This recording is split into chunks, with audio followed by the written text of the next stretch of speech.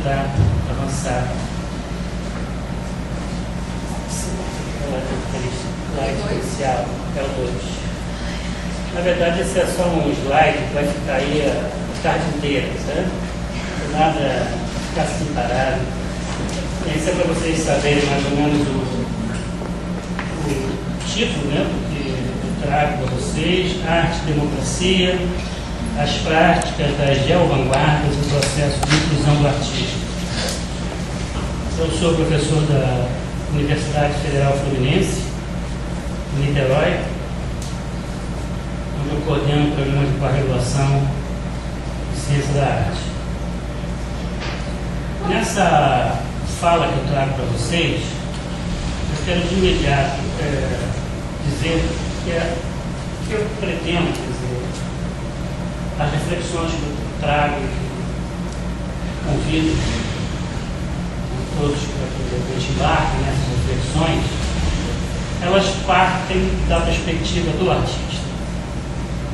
A ideia é pensar todo esse processo que a gente está presenciando, né, na atualidade, a partir da perspectiva do artista.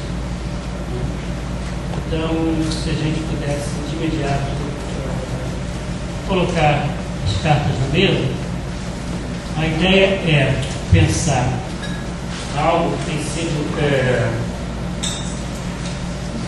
apontado com bastante veemência, que eu vou entender aqui como um pressuposto, que é o fato de que essas práticas de arte e colaboração com as comunidades que apontam para uma virada em direção ao social, isso é seguramente o fenômeno mais significativo das artes visuais nas 2 últimas décadas.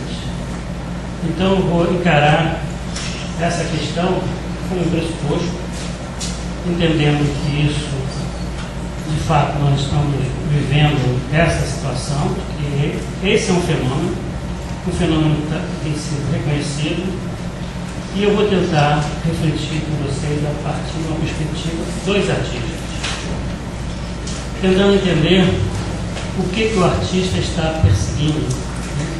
O que move o artista em direção a esse encontro com as comunidades, o que impulsiona o artista em direção a esses diálogos, e mais do que isso, tentar pensar se de fato nós estamos diante de uma mudança, né, de paradigma na relação entre artista e sociedade.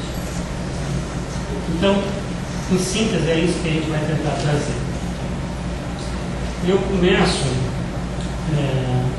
uma leitura de um pequeno trecho do texto de Boris Royce, um texto que foi publicado no livro Catálogo do Museu de Arte Moderna de São Francisco, ano passado, esse ano.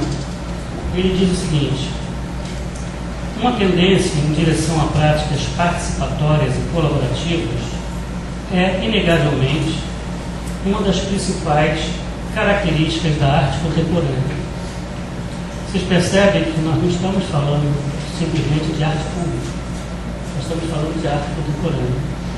Nós não estamos mais falando de nichos em que alguns artistas interessados na esfera pública faziam aquilo que se convencionou chamar de arte pública. O que a gente está falando é de que isso está acontecendo no campo ampliado da arte contemporânea. Então, se durante um tempo alguns artistas poderiam ser identificados como aqueles que se interessavam por essas relações com a comunidade, a questão é que há de tal forma um processo de ampliação dessa nova situação que a gente pode dizer que isso é um fenômeno da arte contemporânea. Ao redor do mundo, seguindo ainda com Boris Royce, ao redor do mundo tem surgido numerosos grupos de artistas que estipulam uma autoria coletiva, quando não anônima, para suas atividades artísticas. O que discutimos aqui são eventos, projetos, intervenções políticas, análises sociais ou instituições educacionais independentes que são iniciados, em muitos casos, por artistas individuais, mas que somente podem ser efetivamente realizados com o envolvimento de muitos. Em resumo, estamos tratando de inúmeras tentativas de questionar e transformar as condições fundamentais de como a arte moderna funciona, ou seja, a radical separação dos artistas de seu público. O que eu estou tentando construir é justamente uma ideia de que esses artistas estão enfrentando, né, ou superando, se a gente quiser, aquilo que ficou conhecido como autonomia da arte moderna. O processo de autonomia, o processo de isolamento, o processo do artista que não dialoga. Dentro dessa mesma linha, Claire Bishop, que é uma autora também que vem se interessando por essas questões, tem um livro chamado Participation, num artigo da Art Forum de 2006, chamado The Social Turn, ela começa o texto dela com uma lista enorme de projetos e ações de artistas ao redor do mundo que justamente procuram articular a sua produção a partir dessas conversas, desses diálogos, dessas interações com diferentes segmentos da sociedade. Ela vai dizer que esse tipo de produção, esse tipo de interação, esse tipo de preocupação não encontra muita reverberação no setor público do sistema de arte. No setor privado do sistema de arte, nas galerias comerciais. A gente sabe que isso não circula com facilidade entre as galerias comerciais, até porque muitas vezes nós não temos exatamente um produto, né, um objeto que é objeto das negociações de uma galeria comercial. Ela vai dizer que, ao contrário, é o setor público que é responsável por cuidar dessa circulação. A gente sabe que muitas vezes os artistas, em seus coletivos, trabalham efetivamente de uma maneira independente, mas muitas vezes esse processo se dá a partir das instituições que tiveram que se reformatar para justamente absorver esse novo tipo de questão, esse novo tipo de preocupação, esse novo tipo de prática dos artistas. Ela, inclusive, vai dizer, no caso da Claire Bishop, que esse processo, né, do setor público,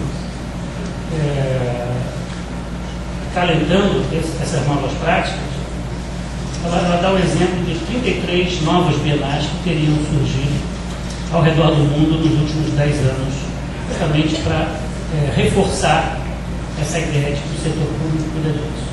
A gente sabe que a criação de uma bienal